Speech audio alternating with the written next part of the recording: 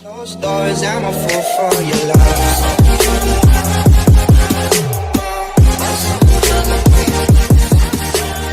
Hey everybody, it's Zach, aka Zach's Reviews. We are back again with another video, and guys, this is another suggested video by Super Watto. Guys, he wanted me to, pretty much, see which X-Men movies I liked and ranked the X-Men movies.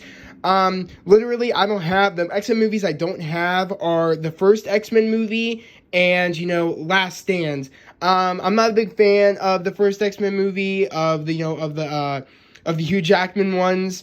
I'm not even a big fan of The Last Stand. I'd say The Last Stand is probably the worst X-Men movie out of all the X-Men movies, literally. If I had to have either X-Men Last Stand or, the first X-Men movie, I would do the first X-Men movie because it's very nostalgic and because that's pretty much the thing that started, like, the superhero genre of movies, of, like, the Marvel side of things. So, of course, I'd get that more than, X-Men Last Stand.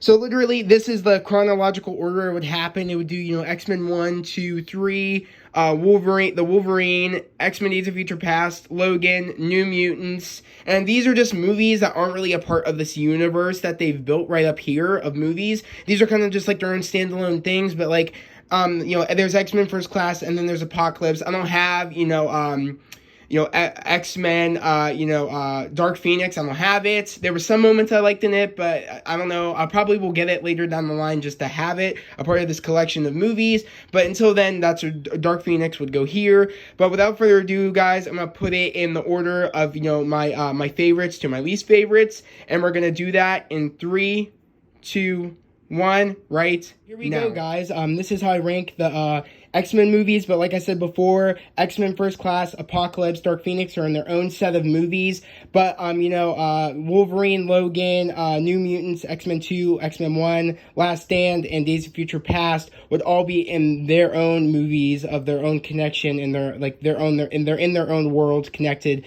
but, X-Men First Class and Apocalypse and Dark Phoenix are in their own set of, X-Men movies. But guys, but if I had to put the movies that I don't have, like, Last Stand, X-Men 1, and also, Dark Phoenix, I would put Dark Phoenix there, I would put X-Men 1 there, and then I would do Last Stand at the bottom. Last Stand's the worst X-Men movie, in my opinion. I just didn't think it was good. I thought it was too chaotic, too loud. I just didn't like it at all. The story wasn't good. I just didn't like the entire thing. I just thought it was, like, the worst X-Men of all the X-Men movies. But guys, I'm going to explain why I think First Class is so good. I just love the building of the X-Men, learning that, how they came up with the name X-Men, building the team of the, and, like, I love also, like, we're learning who Charles Xavier is before he becomes Professor X. We're learning who Eric Lensher is before he becomes Magneto. I just love the building of the team and the people that we don't even like, iconic X-Men characters that we don't even know, and the ones that we do know, building the team of the X-Men, like the literally the first class of the X-Men. I just love that movie. It's so good. It's made by one of my favorite directors, Matthew Vaughn. He does an amazing job with whether it's X-Men First Class. He did the Kick-Ass movie. He does Kingsman. I just think Matthew Vaughn's an awesome director. And when he did this movie, this was the first movie I got introduced of, besides Kick-Ass, of Matthew Vaughn directing. And I just think he did a phenomenal job with that. I would say out of all the X-Men movies, that's the best X-Men movie because it's so new and fresh. The score is phenomenal. Pretty much the costumes of their X-Men costumes are so cool and unique, and it's a breath of fresh air when it comes to X-Men movies. That movie was so new and different, and I just think it was the best one ever. And then next thing you know, we have X-Men Apocalypse on my list. I think this was a really cool, pretty much, I thought, like, it wasn't, of course, like, we had Days of Future Past that was before, Apocalypse, but I just think Apocalypse is so good. And so, like, I love how it's, like, I love the continuation of that story, and I just think it's just phenomenal. And I love how, from, us seeing how he was in Days of Future Past, actually, us seeing how he was after, First Class, when it became the Days of Future Past, how Professor X was very depressed about how everything was playing out. And I love how he makes, like, a comeback, and we see him in Apocalypse, and how he's building the school, and, and he's pretty much, doing his role of being Professor X. He's, like, of course, as we know, the X-Men aren't there yet, but we end up seeing the team being built again, and we end up seeing, Apocalypse, the villain. A lot of people didn't like Apocalypse in that movie. I thought he was good. I thought, the whole scheme of everything was good. Yes, there's some minor flaws and tweaks they could do to make the movie better, but I just love seeing how we saw Alex Summers in First Class, and we get to see finally Scott Summers and their dynamic of being brothers, and seeing Scott come to the school of the gifted, and pretty much seeing, we end up running into, young Jean Grey. We end up running into Nightcrawler. We end up running into Storm. We end up running into, Quicksilver. We met him in Days of Future Past before we end up meeting him in Apocalypse again, seeing him again in Apocalypse.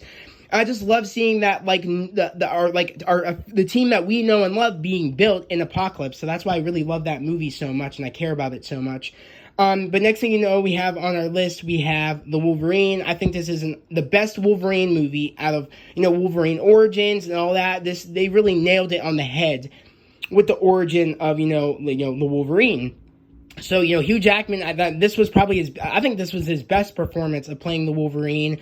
I love the story of him pretty much, saving somebody, in war, and pretty much we see the consequences of what he did, because in that movie we end up seeing how the person that he saved, the person that he saved wants his powers, and we end up seeing the repercussions of somebody that really sees power and pretty much will do anything to get it. And I just really love that movie. I'd say that just the way Hugh Jackman, did his performance in the movie was just phenomenal. The score was good. The cinematography in that movie was phenomenal. I just thought overall that was the best, Wolverine movie best, Wolverine that we've had. Hugh Jackman really killed it as Wolverine, but I would feel like this is the best performance he's ever done playing Wolverine. And of course, next thing on the list, we have, Logan. I really love the movie Logan. This really, I feel like took Hugh Jackman's performance of Wolverine to the next level, especially the Logan side of Wolverine. I really feel like we really see him battle with the fact of this is that he spent years, losing people, whether to his healing factor and him not aging, and pretty much due to, the great loss he's had of, people dying, of his fellow X-Men, of his fellow friends, whether they've died, through something happening or they've died just of age. He just feels like a man that time forgot, and I just feel like we really see the pain he's going through of the adamantium poisoning his body, and I just really love seeing him go through that, seeing that, they gave this to me, and I always knew it was a curse, even though people thought it was a gift. He knew it was a curse, and we really get to see him go through that, of, the curse of him living forever, the curse of the adamantium poisoning him, the curse of him finding out that, he was experimented on, as we know, but he ends up finding out that he has pretty much a daughter, and him, discovering his daughter, and him trying to take care of, Professor X, pretty much, watching over him, trying to treat him, because, Professor X can't control his abilities of, his mind control capabilities anymore. He just can't control them, and we get to see what stress Logan is put on by seeing pretty much his loved one, his father figure of Professor X, pretty much, going through a mental break, in a sense of, he's dying. He can't control things anymore. And I just think this is the best performance Hugh Jackman's ever done playing Logan, or playing Wolverine. And, I feel like this is a very underrated movie. Not a lot of people talk about, which shocks me, because this is such a masterpiece. I got the special edition that has the black and white version. The cinematography in this movie is breathtaking. I'd say out of all in the X-Men movies of everything, this is by far the best one of when it comes to a Logan movie in the world of the X-Men movies. Of course, I would put that there. But when it comes to, but it's so sad, I have a hard time watching it. So that's why I put, of course, Wolverine above it, because there's action in that. We get to see the Wolverine side of he's not, the adamantium's not poisoning him, and we get to see him in his peak, in his prime. And I just think this is the best action Wolverine movie. That's why I put that in front of Logan. But when it comes to cinematography and greatness of, seeing the Logan side of things and the Old Man Logan storyline, I think that's the best.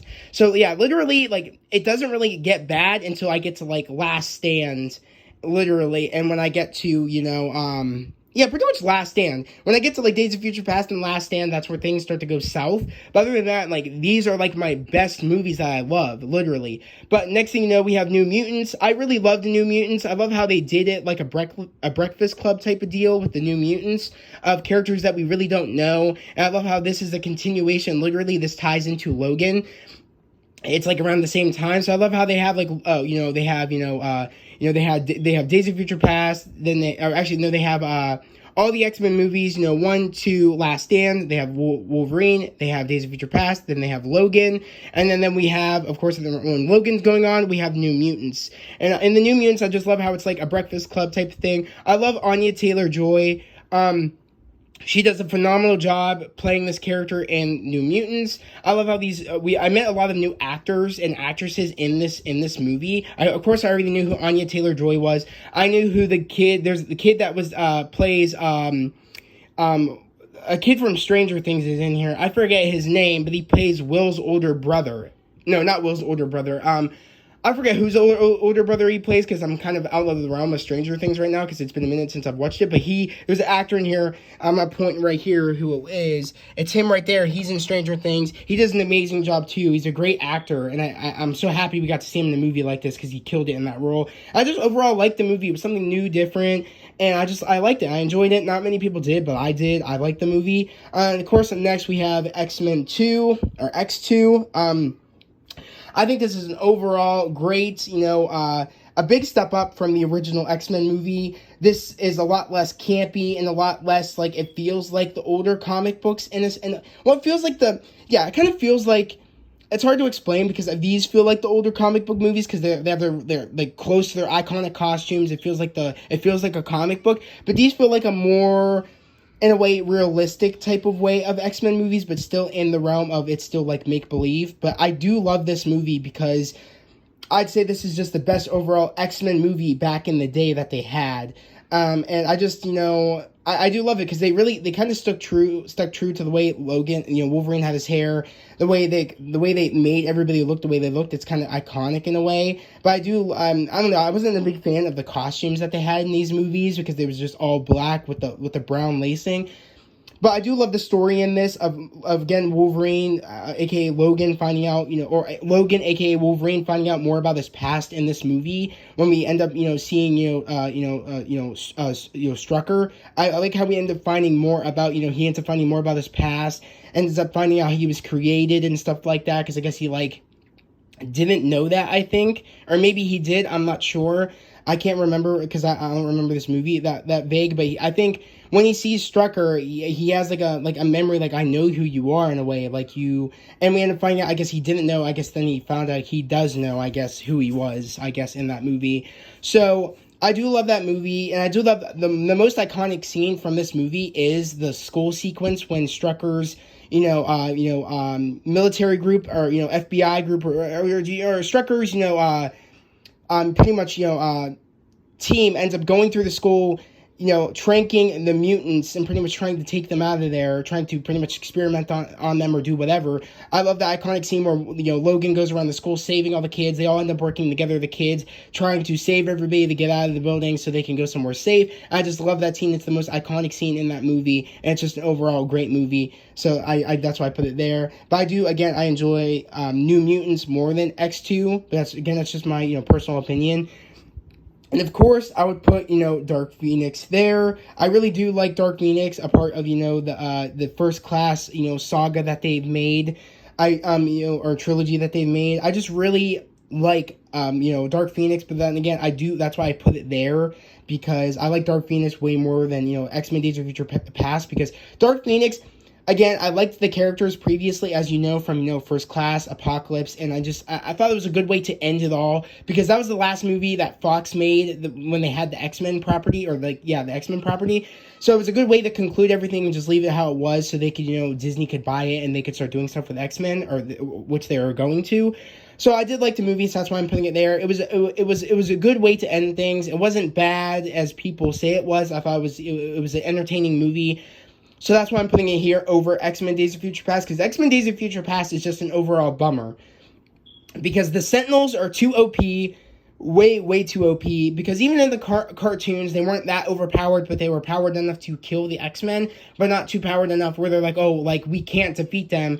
They're literally just gonna wreck our shit every single time. I do think they should have, like, brought the power level down a bit, and overall, I just didn't like the story of a depressed Professor X, and him, you know, pretty much, in a sense, being, you know, I just didn't like that. I didn't like that version of Professor X. I just didn't like the story. I didn't like the whole, you know, jumping around in time and everything. I just didn't like it. It was one of the weaker ones, in my opinion. But I would say, of course, I would put that way over, you know, Last Stand, which I don't even have. But of course, then we'd have, you know, X1. The reason I'm putting X1 right next to Days of Future Past is because it is very iconic. It did start the whole superhero genre. You know, without those movies, we wouldn't have Spider-Man and all that stuff. So of course, I would definitely, you know, put it there. It did have some perks of seeing, you know, the team being built, seeing, you know, Logan find his way to the X-Men team, so then we could see him in X2, and you know, he's made big character growth from seeing him in X1 to X2. So I do love seeing that growth. You know, there's something special about those movies. That's why I do like those movies, the original X-Men movies, because it's something special. And knowing that was the start of, like, the superhero kick of Marvel, that's why I do love those movies. And, you know, I understand why my sister loves those movies. But she hates Last Stand, and I don't blame her. And she hates Days of Future Past. But next on the list, of course, is what we would have is Last Stand. But of course, as you guys know, I don't have Last Stand, because I think that's literally the worst of the worst X-Men movies ever. Probably the coolest moment is when you know, Logan's running through the forest trying to talk to Jane, and he's fighting people through the forest. That was like the coolest moment out of that entire film. On top of also the one scene where Cyclops sees Jane, or thinks he's seeing Jane, and he takes off his glasses, and he makes that, like, iconic Cyclops face that we would see in the comic books. That anger, like, he's angry. That was a cool effect they had back in the day for the lack of CGI. Like, CGI was not that good back then, but it was, like, increasingly getting better by Last Stand. But at one point, it was like the peak of it looked too CGI. But that one sequence was really sick. When we see him take off his glasses, we see his face, and it looked like the iconic comic book look, and we see him totally wrecked, like, the river that he was by. I thought that was cool, a cool sequence. So those are, like, the only two cool sequences out of that entire movie. The movie was a mess. It was too big, too weird. I didn't like the way they did the Dark Phoenix, like, the way they did the Dark Phoenix storyline was too dark, too weird. Jean Grey looked very disturbing in that movie. I really didn't like it. If I had to, I'm gonna be honest, like, the Dark Phoenix, you know, storyline that they did in, you know, X-Men Dark Phoenix is a lot better than X-Men Last Stand. I think they really did a better job in Dark Phoenix showing it, and she was a lot less disturbing. In a way, it was kind of the same thing, but they did it better, in my opinion, than Last Stand. I thought Last Stand was too disturbing, too weird, too crazy, very bland, the story, and I just didn't like it. So that's why, again, I put Last Stand last. But I'm curious to know what you guys think about my ranking. What would your ranking be if you had to rank these movies? I'm curious to know if you guys knew that everything was connected besides, you know, First Class, Apocalypse, and Dark Phoenix. I'm curious to know if you guys knew like, the rest of these movies are connected, you know, with X1, which I don't have. But all these are connected besides Apocalypse, First Class, and Dark Phoenix. And, you know, like, I think that's crazy that all of them were connected. But I'm gonna be honest, not a lot of people knew that when I would talk to people. But, you know, I was one that pointed it out to my sister when they had the scene in New Mutants where we end up finding out the Doctor is bad, and we end up seeing on the screen of the kids that we end up seeing in Logan. You know, his daughter was a part of the, you know, experimented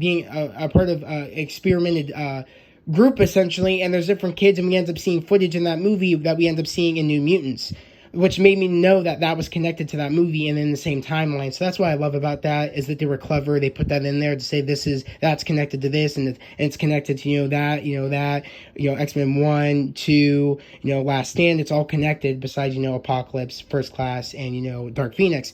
But guys, I'm just curious to know what you guys think about my rankings. I'm curious to know what your rankings are. But without further ado, I'm going to end this video here. I hope everybody has a great day, a safe day. I'll see you guys next time. Peace.